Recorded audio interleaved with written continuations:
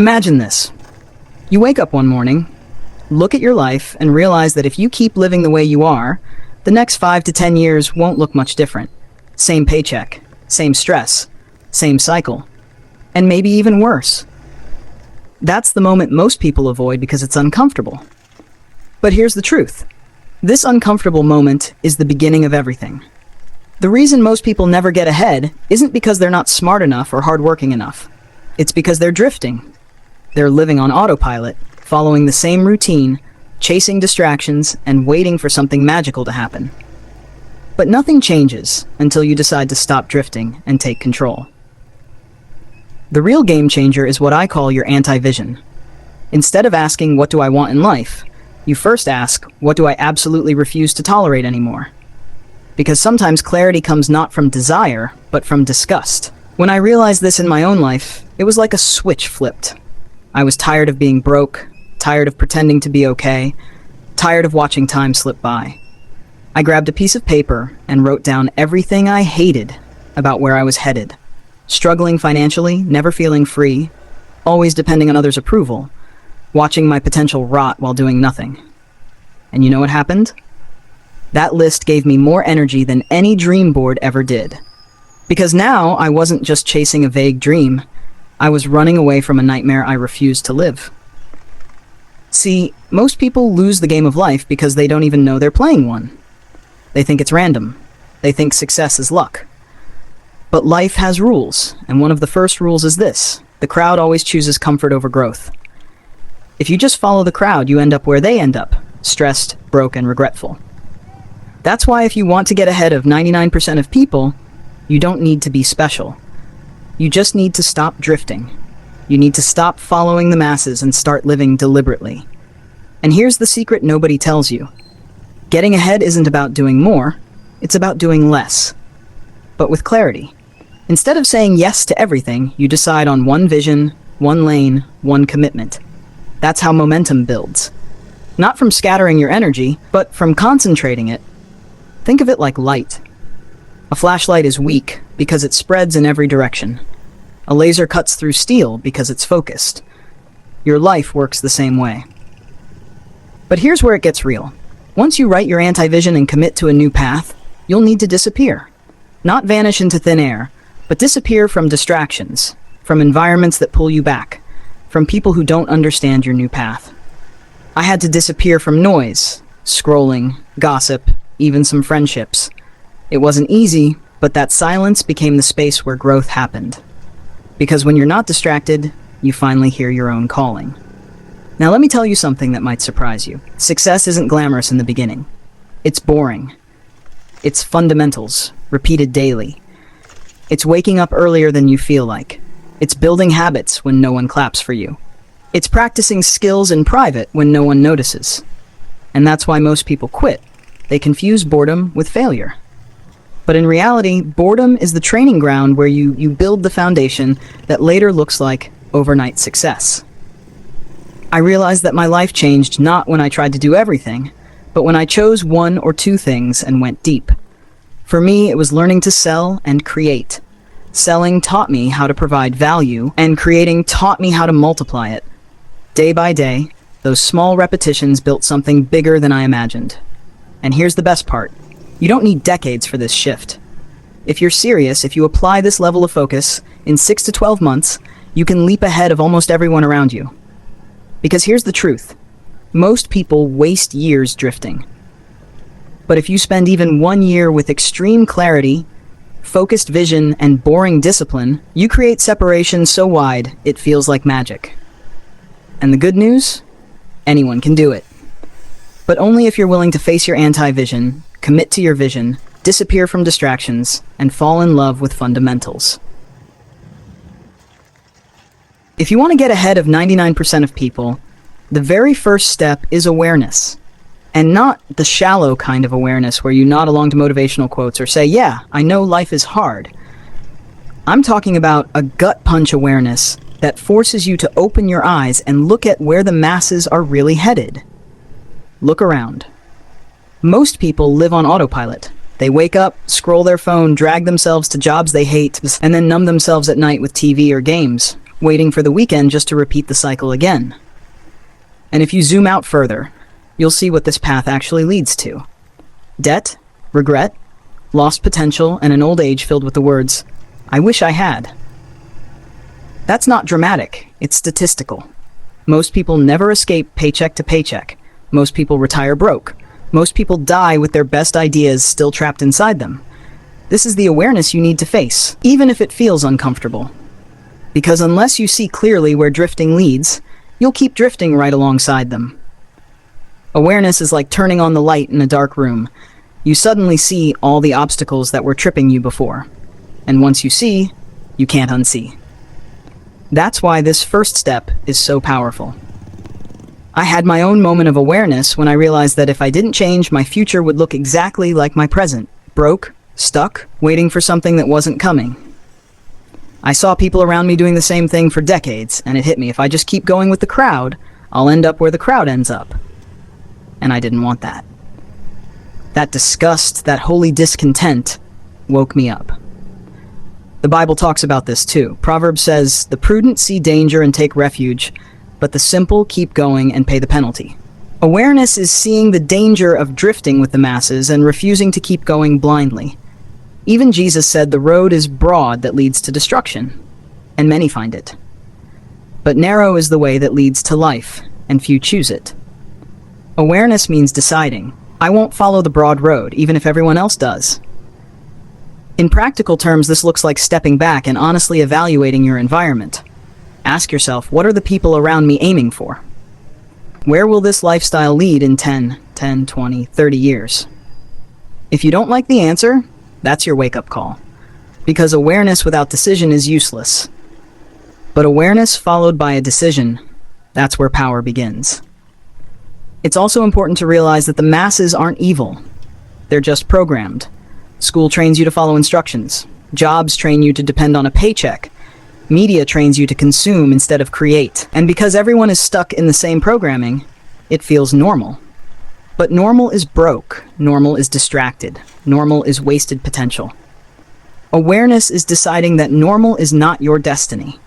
When you become aware, it's like stepping out of a dream. Suddenly you realize you have choices. You don't have to stay in the cycle.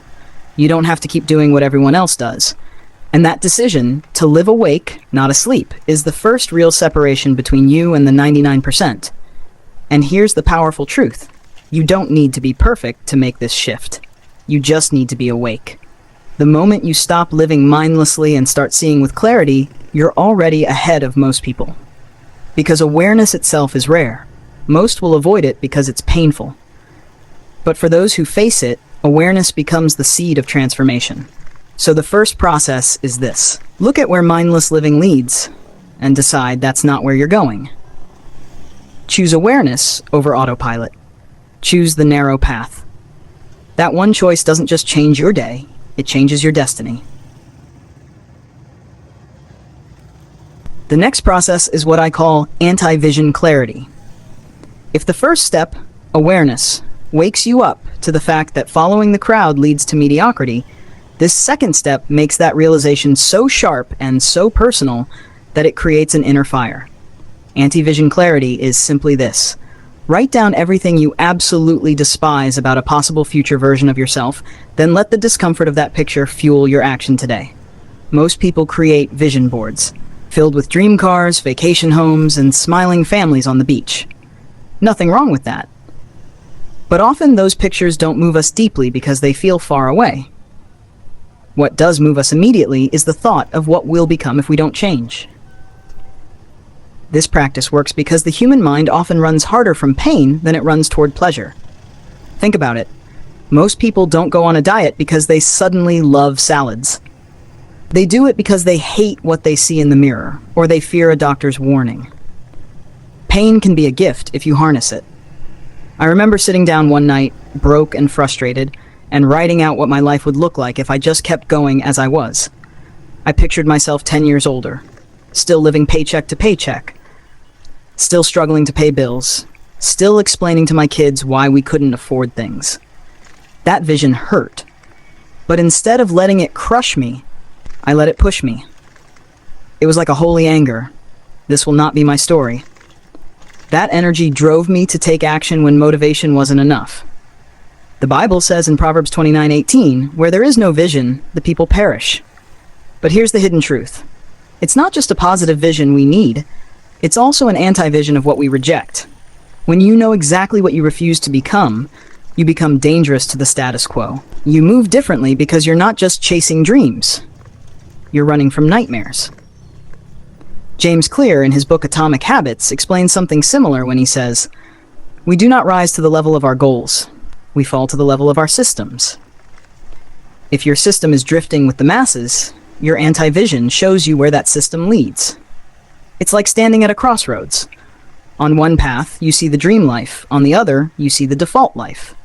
Writing out your anti-vision is like shining a spotlight on the default so you can't ignore it anymore. Here's a practical way to do it. Grab a notebook and write out your future in painful detail if nothing changes. Write down how much you'll earn, how you'll feel, the kind of body you'll have, the kind of relationships you'll be stuck in, the regrets piling up. Don't sugarcoat it. Be brutally honest. Then read it back to yourself. If it makes you uncomfortable, good. That's the point. Let that discomfort fuel action. For example, if you say, "If I keep wasting my evenings scrolling on my phone, 5 years from now I'll still be broke, still renting, still watching other people live the life I wanted," that statement becomes powerful fuel. It's no longer abstract. It's a warning. It's your Egypt, the place of slavery you refuse to go back to. When God delivered Israel from Egypt, He didn't just give them the promise of the land flowing with milk and honey. He also let them feel the weight of slavery so deeply that freedom became precious. In the same way, anti-vision clarity reminds you of the chains you'll stay in if you don't move. And once you see those chains clearly, even small steps toward change feel worth it. So if you want to get ahead of 99% of people, don't just dream of your ideal life. Write down the life you refuse to accept. Paint the ugliest, most honest picture of what will happen if you stay asleep, stay broke, stay average. That picture should haunt you enough that you move even on the days you don't feel like it. Because when the pain of staying the same becomes greater than the pain of change, transformation begins. This is anti-vision clarity. Deciding what future you will never allow yourself to live and letting that decision ignite the urgency to act today. When you've written down your anti-vision and let yourself feel the weight of it, something powerful happens. You gain urgency. But urgency alone is not enough. If it isn't channeled, it scatters your energy. That's where laser focus comes in. Laser focus means taking all the pain, desire, and clarity from your awareness and anti-vision and translating them into one meaningful vision that becomes your anchor. Here's the problem for most people. They have too many half-built bridges. They start one project, then get distracted by another. They have 20 goals, but no central vision. And because their energy is spread too thin, nothing compounds. It's like sunlight. On its own, it warms your skin, but when concentrated through a magnifying glass, it can start a fire. Laser focus is that magnifying glass. When I finally got tired of drifting, I wrote down my anti-vision and then asked myself, okay, what's the opposite? If I don't want to be broke, tired, addicted to online games, and wasting years, then what exactly do I want? I didn't write 20 answers. I wrote one. I wanted freedom, the ability to provide for my family, to build businesses that created impact, and to have time to do what God called me to do. That became my vision, my anchor. Every decision had to pass through that filter. Does this move me closer to freedom or farther away? The Bible models this principle clearly. Habakkuk 2:2 says, "Write the vision and make it plain upon tablets, that he may run that readeth it." Notice the language. It doesn't say write down 100 vague goals. It says write the vision, singular, clear, simple. When your vision is plain, you can run. Without that, you stumble. Think of David. Before he was king, before the throne, he had one anchor, his vision of honoring God and protecting Israel. That focus made him step up against Goliath while others hesitated. His brothers mocked him, the king doubted him, but David's laser focus on God's covenant anchored him. And because of that, one act of courage set his destiny in motion. The same principle shows up in physics. Momentum is built when force is applied consistently in one direction. If you push a heavy object back and forth, it doesn't move. But if you push it steadily in one direction, even if slowly, eventually inertia breaks and momentum carries it forward. That's how wealth and breakthrough happen, not by chasing everything, but by anchoring your life around one vision and pushing toward it daily. For me, once I chose freedom as my anchor, it changed my daily actions. Instead of spending hours on distractions, I asked, does this align with freedom? Delivering bread, reading books, learning sales, building small businesses, these weren't random anymore. They were bricks in one foundation. And slowly, the momentum shifted. Opportunities I once overlooked now stood out because they aligned with my vision. The truth is, most people never get ahead because they keep resetting their focus. They quit too early, change direction too often, or chase every shiny thing. But when you have one meaningful vision, something so important that it grips your heart, you can endure setbacks, criticism, and delays. It becomes your anchor in storms. So here's the challenge. Take your anti-vision and flip it. Ask, what's the single vision that, if I built my life around it, would make everything else fall into place? Write it clearly. Make it plain. Don't try to have 10 anchors. Ships with too many anchors can't move. One anchor is enough to keep you steady. Because at the end of the day, the people who outsmart reality and rise above the 99% are not the ones doing a million things. They are the ones who channel all their energy, pain, passion, and faith into one focused vision. And once that vision is clear, everything else becomes noise. When you've anchored your life to a clear vision, the next battle is not just about pushing forward. It's about cutting away the weights that hold you back. It's like a runner preparing for a race. You don't see them wearing heavy boots or carrying bags. They strip down to what's essential because every extra ounce slows them down. That's what it means to disappear from distractions. Deliberately cutting habits, people, and environments that drain your energy so your focus has room to breathe. I remember when I was just starting out. I had this fire inside, a vision of freedom, but I was still drowning in distractions. Late night scrolling, wasting hours with friends who had no ambition, engaging in arguments online that did nothing for my future. I would say, tomorrow I'll start fresh, but tomorrow looked the same. What changed everything was realizing that distractions don't just steal time, they steal destiny. Every moment given to them is a moment stolen from the vision God planted inside me. Science backs this up. In physics, energy cannot be created or destroyed, only transferred. The energy you pour into distractions doesn't disappear, it transfers into strengthening the very cycles you want to escape. Imagine you have 100 units of energy every day. If 40 go to aimless social media, 30 to gossip, and 20 to worrying, you've only got 10 left for building your future. No wonder progress feels impossible.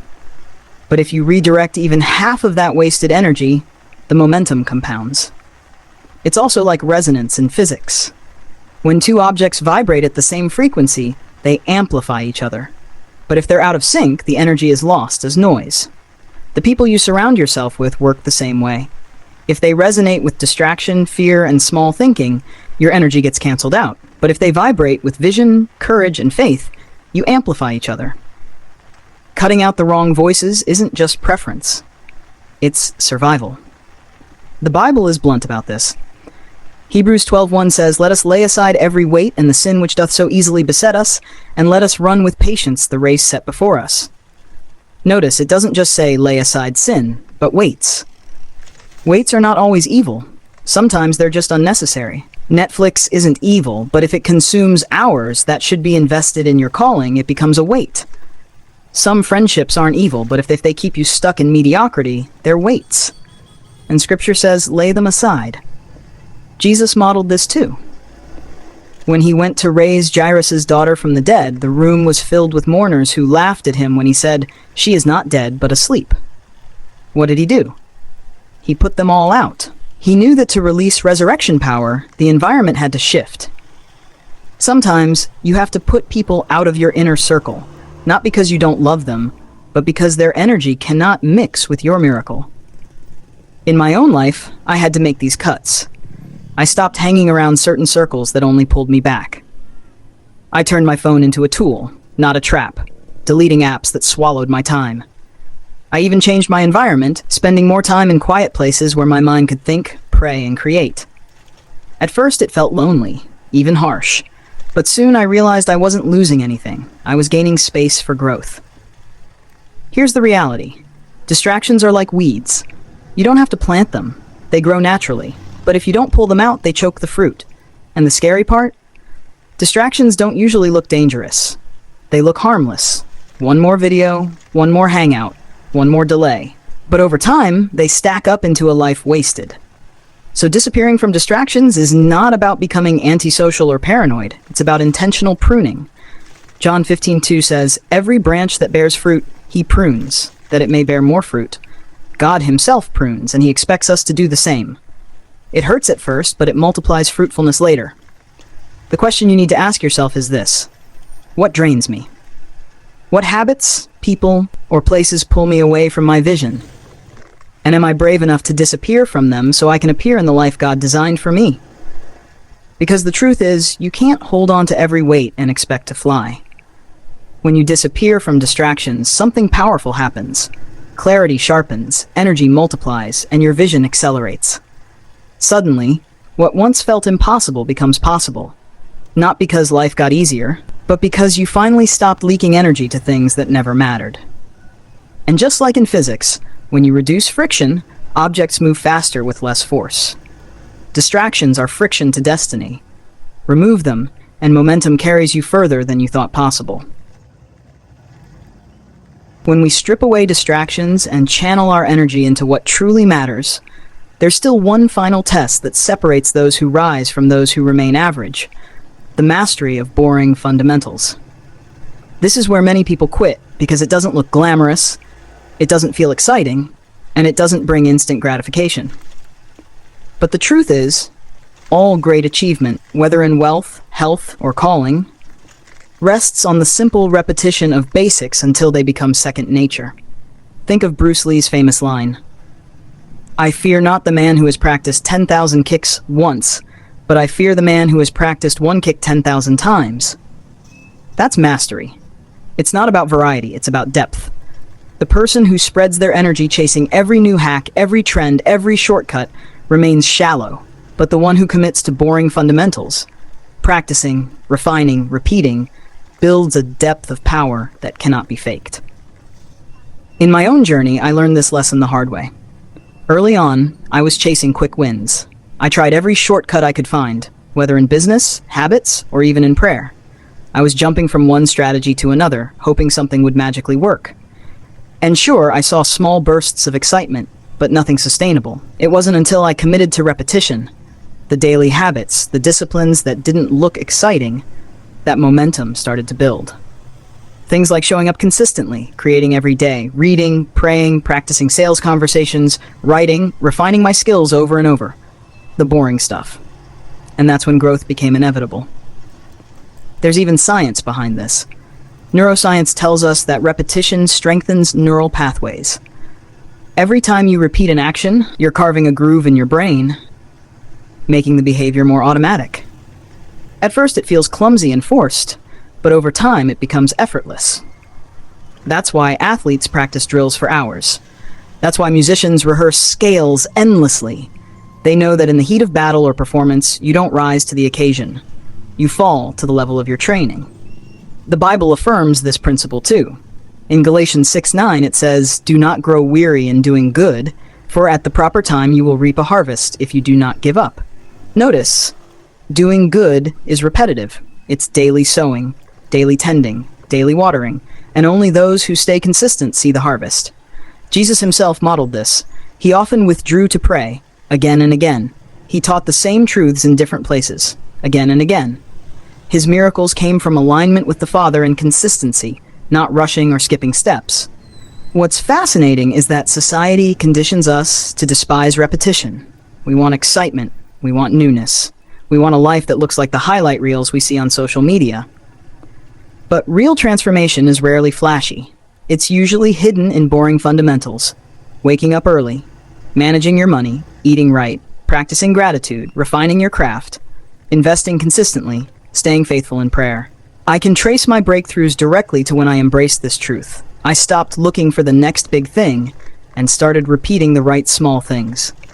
Over time, those compounded into wealth, freedom, and growth. People sometimes ask, how did you get here? And the real answer is boring. I did the basics every single day until they worked. The irony is that shortcuts actually make the journey longer.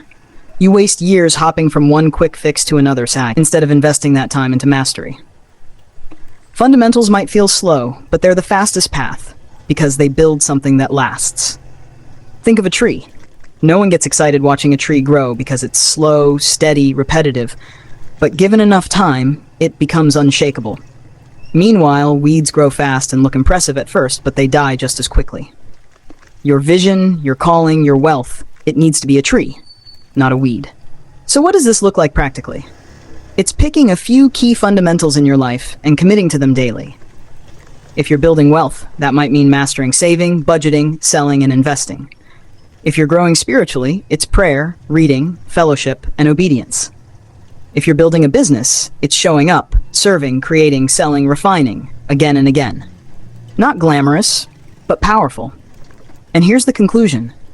If you embrace boring fundamentals, your future won't be boring. In fact, it will be extraordinary. Because consistency compounds. Small steps, repeated daily, create exponential results over time. The world may not clap for you in the beginning. No one will post about your early mornings, your repeated drills, your faithful prayers, but one day the fruit will speak for itself. This is the paradox. The people chasing shortcuts end up exhausted, while the people practicing fundamentals quietly build unstoppable momentum. One life leads to frustration, the other leads to freedom. So let me leave you with this challenge. What's the one kick you need to practice 10,000 times? What's the boring fundamental you've been avoiding because it doesn't feel exciting? Start there. Commit to it. Master it. Because your future depends not on what you do once, but on what you do daily. The secret is simple. Don't fear boring. Fear inconsistency. Don't chase shortcuts. Chase mastery. And when you do, you'll discover that success isn't a mystery. It's the inevitable result of boring fundamentals done with faith and persistence. And that, my friend, is how you win the game of life.